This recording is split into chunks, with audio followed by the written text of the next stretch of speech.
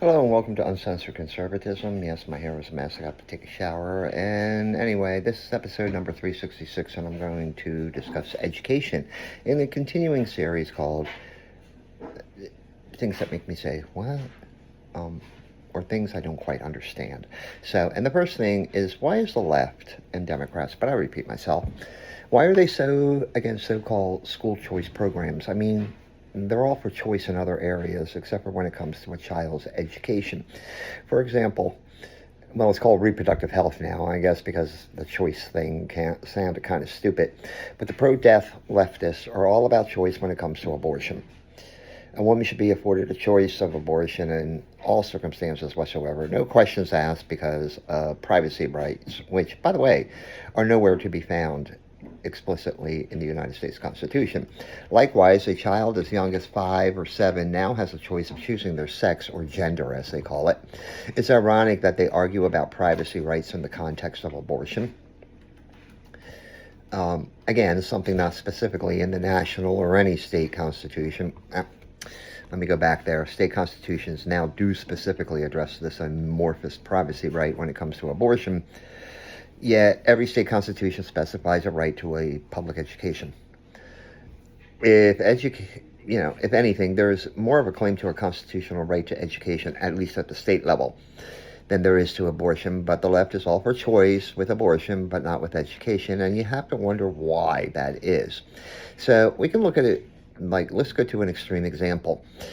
At one time, and maybe there still is, I don't know, there was forced busing of students to achieve racial integration in schools. Here, clearly, parents and students were stripped of a choice of what schools their kids attended for an alleged better good, although that greater good is debatable. And then there is the more recent attempts by many state governments, usually conservative ones, about the more subtle forms of choice. Now, in the district where I teach, there is what's called limited inter-district choice. If a parent believes their child is not receiving an adequate education in their particular neighborhood school, they can move their child to another school within that district, provided there is availability at that grade level. If not, then tough shit. And although their home school may be miles from the preferred school, the district has to provide bus transportation to the preferred school. That's one form of school choice. Then there are the so-called vouchers. Here, the parents of the students are afforded most likely some state tax relief for educating their child or children outside the public school system. And at this point, I have to dispel a falsehood about charter schools. Charter schools are technically public schools. They're chartered by the state, and states sometimes place limits on their number.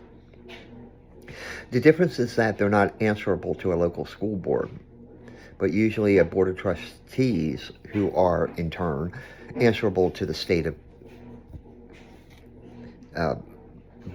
education departments, whatever. So they essentially cut out the middleman of a school board and replace it with a board of trustees. However, they receive public education funds from the state. There was a 7th grade math teacher at my school, and he is quite proud of his doctorate degree in education from Widener University in Pennsylvania. He was so proud, he allowed me to read his thesis on charter schools, and he studied a couple of local charter schools and did his thesis thingy. The overall conclusion was that the jury is out on charter schools, something countless educators have said before him, but he got his doctorate anyway. So I pointed out and said, has anyone ever, after reading the thesis, has anyone ever studied charter schools based on what they are geared for?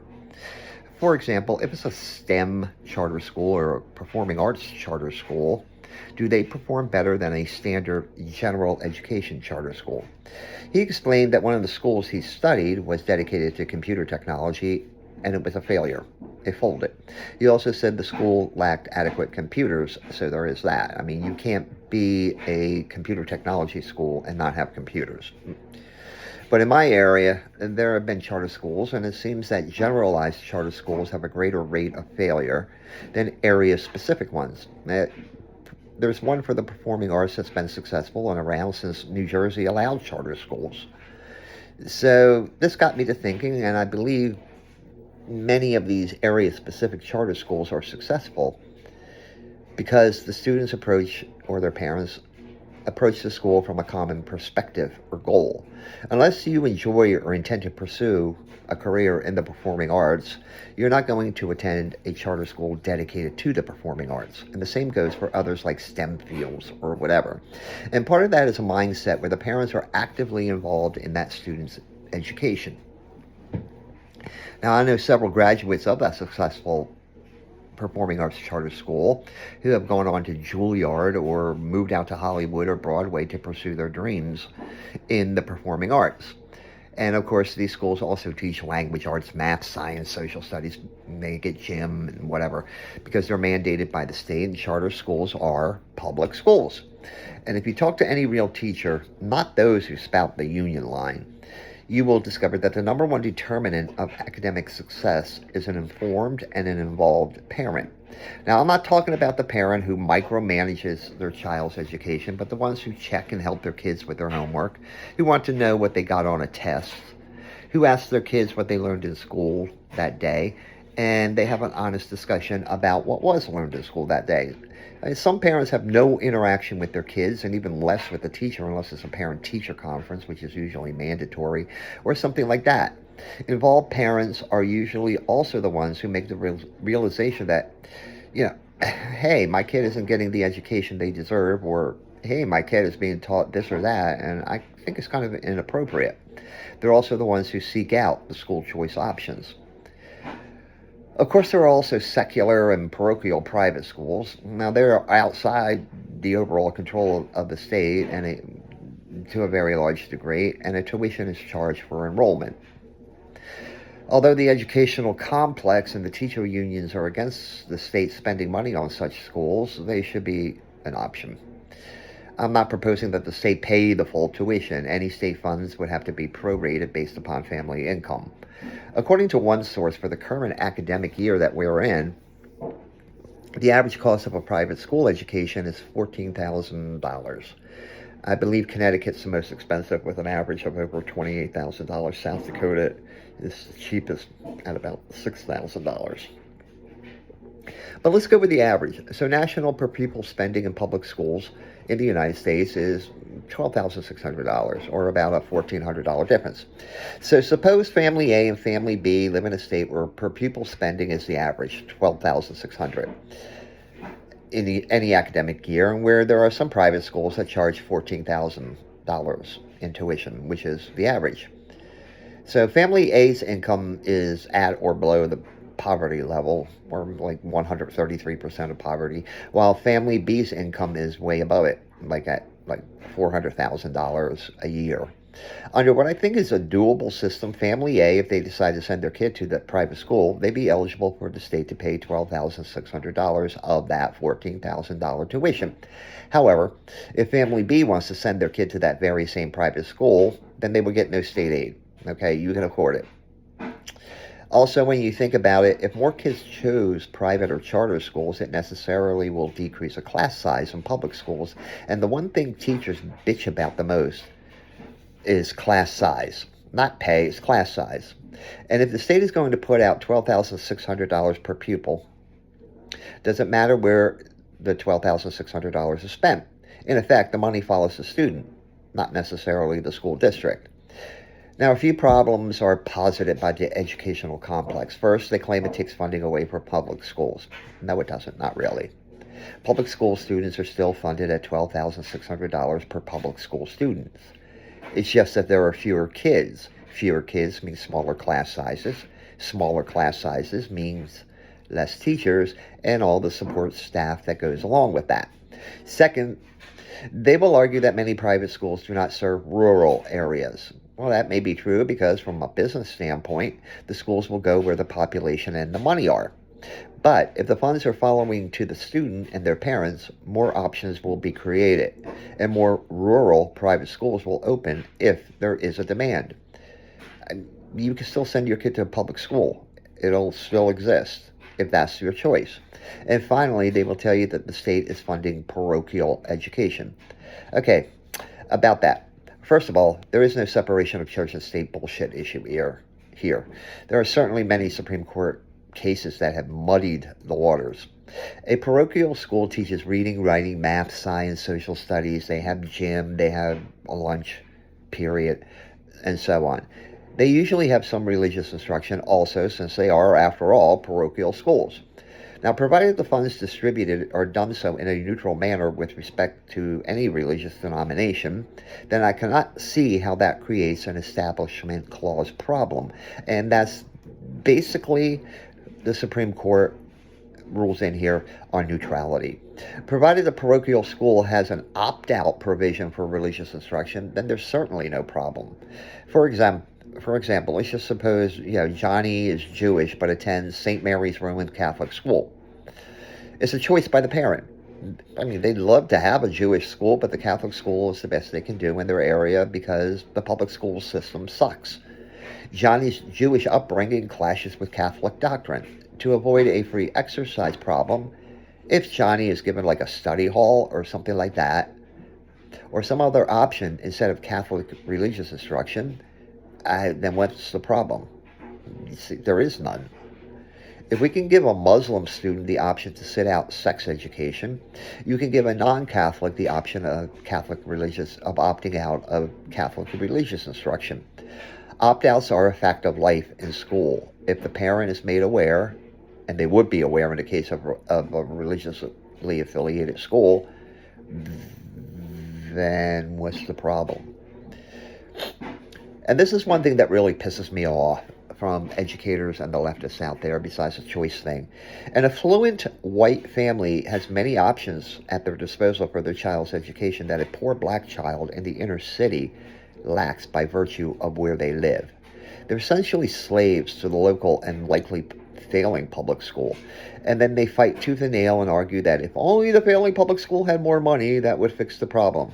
But it doesn't. They get the extra money and it doesn't. And it's the student who suffers. It's not the teacher or the administration, and it's certainly not the union that represents the teachers. The response for the extra funds is usually some new layer of bureaucracy, not an additional ESL teacher or speech therapist or anything like that. It's usually a literacy coach who sits in an office and plays solitaire on his computer all day and may attend some meetings here and there and spout some edge-speak. Another thing is why the left constantly extols the virtues of public education when virtually every statistic out there shows that they are failing in their assigned task, which is to educate students. And I believe part of the problem is that public education starts with an erroneous assumption that every kid who walks through the front door in kindergarten or pre-K is college material. Well, guess what? No, they aren't. However, that does not mean that they cannot be responsible and contributing members of society after 13 years of schooling when they graduate, hopefully at age 18. There are trades out there that do not require a college education. My neighbor is a very well-respected car mechanic. The dude has more money than I ever made and I have a college degree. He lives a good life. His life is as good as mine, if not better. And there are certainly other trades that fit the bill. And I do believe this is reflected in the failure of colleges. It used to be a 4-year program, but now college lasts 5, 6, or 7 years. There should not be remedial courses in college at all. If you can't solve a simple algebraic equation, you don't belong in college. If you can't write a simple paragraph, you don't belong in college. And if you can't find north on a map, then you don't belong in college. Now, the COVID nonsense, that had one silver lining when it comes to education. More parents became aware of the bullshit their kids were being taught. They began to question and realize, now I know why little Susie doesn't know what 3 times 3 is. Besides the ridiculous way multiplication is taught these days with manipulatives and other edge-speak nonsense, Susie doesn't know 3 times 3, but now Susie thinks she may be a boy. Getting back to the teachers, I don't care if you're hired at $45,000 a year or they make 6 digits with their useless education doctorate, which, by the way, the teacher with the thesis on charter schools I talked about earlier, he didn't get the doctorate for any other reason because he wanted to be bumped up 3 grade scales from $60,000 a year to $85,000 a year, and that was by his own admission. Here was a man being financially rewarded for writing an essentially garbage thesis that proved nothing. But teacher pay is not really a true determinant of student academic success, which is their number one job. I know teachers who make the minimum who are great, and I know teachers making 6 digits who are basically shit. Which brings me to tenure. And that's another load of shit. Oh, work 3 years and it has to take you, I don't know, fucking a student to get moved out of that school district, because they sure as hell don't fire you if you're accused of some impropriety with a student. There's a website called Real Clear Investigations, which looked at this problem at one time of sexual shenanigans between teachers and students.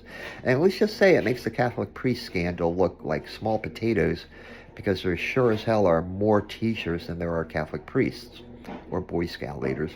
Suffice to say, tenure is not based on success, but sometimes on nepotism, sometimes on need. They won't get rid of that math teacher because they need a math teacher. And it's never merit. It's never merit. There's crappy teachers with tenure. There's good teachers without tenure. Now, another question I have is about teacher unions. The two largest are the American Federation of Teachers, or the AFT, and the National Education Association, or NEA. So, a union is supposed to represent their members, which are teachers, in this case. So when it comes to collective bargaining and all that, I always assume that unions would be involved in things like pay, pensions, representing members in disputes with management or administration, in this case, teachers, and job security. As a teacher union, they should represent teachers, not the students. Yet both the NEA and their many state affiliates, and especially the AFT with that dyke Randy Weingarten, I mean, what the fuck does LGBTQIA to the infinity power rights have to do with teachers? What the hell does reproductive rights or abortion have to do with teachers? And what the hell does immigration enforcement have to do with teachers? Yet both organizations wade into and take stances on these issues. They become huge political organizations beholden to the Democrats along the way. And I will throw a caveat out there for you. Those crazy teachers you may see on social media at times are not necessarily the norm. Of all the teachers I know, and there are many over the years, I'd say about 25% are diehard union at all costs people. They just follow the union line. Another 25% are, this union sucks people. And the remaining 50% look at each issue on taking a moderate stance and wonder what something has to do with them personally. Like, about abortion, what's that have to do with me, they'll say. Give me more pay. Improve my pension plan. What about my health benefits? You know, but abortion is, what does it have to do with me? They may be pro-choice themselves, but that doesn't mean they want their union to be pro-choice.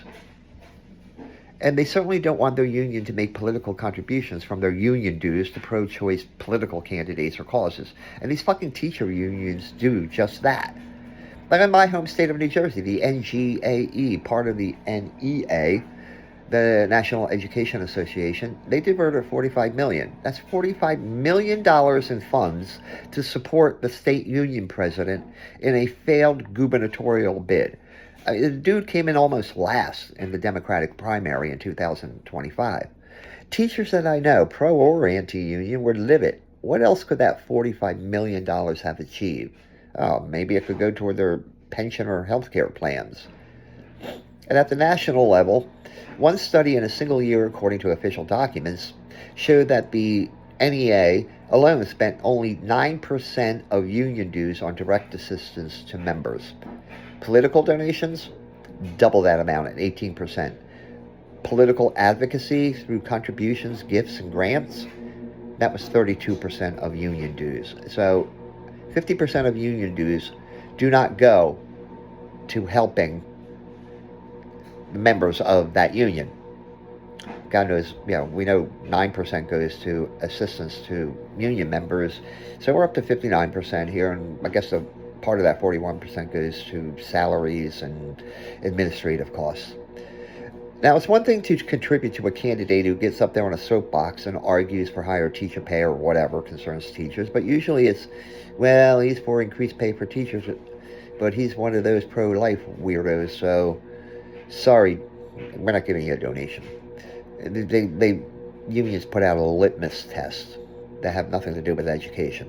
And it's a big may, I may have more respect for teacher unions if they're stuck to their traditional role of a union and stayed the fuck out of politics. And as I said earlier, any student of an involved parent is the most likely to succeed. Now, when it comes to the teacher unions, they will always, without exception, say it's always for the children. Well, I call unadulterated bullshit on that for two reasons. One, they're a teachers union. It should always be for the teachers, not the students. Secondly, it's usually not for the children anyway. How being for abortion, illegal immigration, or transgender rights is for the children makes no sense whatsoever. Period. End of story. Full stop. Okay? At the end of the day, a teachers union cares jack shit about a transgender student. Nor should they. The only people who should be for the children are the parents of their children. But look at how parents have been cut out of the equation over the years. School boards have instituted programs and curriculum that advance a leftist wish list. Abortion on demand, open borders, trans ideology, and something, if it ain't, then it comes damn close to a socialist mindset. So when a parent gets up at a school board hearing and takes them to task over what their kids are being taught, the last administration under Joe Biden investigated those parents. One guy's daughter in Virginia was sexually assaulted by a dude in a bathroom who thought he was a girl because they were allowed to use the girl's bathroom. So either he was a lesbian with a dick or he was just a horny young man. Yet it was the parent who was dragged out of that school board hearing. You can't have it both ways. You can't say it's for the children when it clearly is not for the children. And regardless, even if it wasn't that parent of that young girl and no incident ever happened like that, those who express their views at school board hearings are taxpayers within that community. They may not even have a kid at school, yet their taxes pay those salaries and build those schools. So it royally pisses me off when a taxpayer who through their taxes has a stake in educational outcomes, which at this point are showing abject failure, are put down, shouted down, or denigrated in any way, shape, or form. Your taxes, read a tax bill and see how much goes to education. Every property taxpayer has a stake in that educational outcome. It's one of the things we take for granted. I don't have any kids in school, but there's an assume I have a stake in it. Some of it goes to roads, for example, and hey, that pothole got fixed, yay me. But education, a huge chunk of my tax bill goes to schools, and they're turning out shit. What the fuck? I mean, then they get pissed when people complain. And when it comes to being for the children, let's go back a short 5 years ago in the era of COVID. Who were the greatest proponents of closing down the schools? It was the teachers' unions, especially people like Randy Weingarten, despite the fact that there was ample evidence, scientific evidence, which we're told to follow science. Except when it's not their science or something refutes their science, then it's a conspiracy theory. And that evidence proved that school-aged children were the least likely to be affected by COVID. But the dolts in government genuflected before the teachers' unions, and the schools were closed. We got remote learning where I guarantee you there were more viruses on those fucking computers than kids who contracted COVID. And for what? Look at the results. Declining academic gauges and unsocialized kids. In education, now teachers call them COVID kids. I ignore them because it was their union that demanded and created the COVID kids. And I think this stems back to that silly notion that it takes a village to raise a child. No, the fuck it doesn't. First of all, we're basing educational policy and all that on a fucking African proverb now. That's like in Trump's first administration, Stephen Miller got up there and Jim Acosta started talking about, give us your tired, your poor stuff when it came to immigration. Miller correctly responded that a poem on a statute is not immigration law or policy. It's the same way here. Hillary Clinton actually wrote a book about this crap. Saying that, about taking a village to raise a child. What these idiots forget, they're talking about community is the basic underlying, but the basic underlying unit in any community is the nuclear family. the family has the primary role, whether that's one or two parents or an extended family, grandpa or abuela, that raises that child. Not the school, not the teachers in that school, not the administration of that school, not the school board, and not some faceless bureaucrat in a state capital. Communities of people don't raise a child. Communities inform a child, but they don't raise the child. Parents raise children. And the educational complex is great at changing this concept by using other words. Who doesn't like a community effort to do something like beautify a street or pick up trash in the gutter? Yeah, who doesn't like collective responsibility to do the right thing, like put your trash out and bring the cans in? Other examples. I mean, who doesn't like a shared undertaking, which is basically the same thing as community effort, just worded differently? And my least favorite, teamwork makes the dreams work. Good God, gag me with a spoon on that fucking one. So let me finish with this rant, with the irony of the fact that a person should have choice when it comes to killing a human life in the womb. A person as young as 6 can have a choice as to what gender or sex they identify as. And there's a host of other things that a person can be afforded a choice. But when it comes to education, and the left is really big on education, nope, no choice. Go to that family public school while we fight for more money. That if it comes, won't make a lick of difference. Public education truly is an educational plantation where way too many children are enslaved to failure. And it makes me think, why is public education so fucking afraid of private charter or parochial schools? Public education is a huge plantation with slaves, okay? The problem is that the slaveholders are also cowards. They're cowardly because they fear competition of an option to their plantation. Some people can afford it, and all the more power to them. But the sad part is that 5 times as many people cannot afford it. And realizing this and fighting against the means to break those chains that hold the slavish students to a failing public school, it's not only cowardly, but it's sadistic and cruel to students. And that's it for today. Have a great day and a more pleasant tomorrow.